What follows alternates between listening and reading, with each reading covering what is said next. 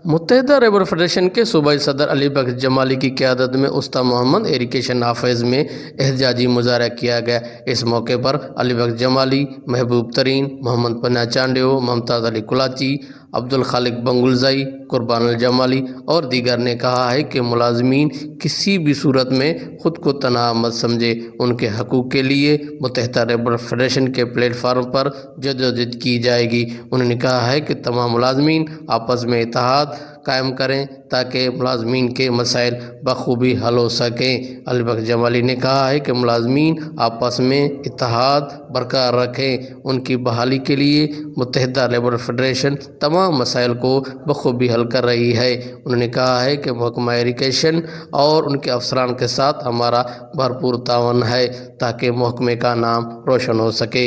Cameraman Zafar Ali के साथ ज़ाकिर हुसैन, वश न्यूज़, ओस्ता मोहम्मद।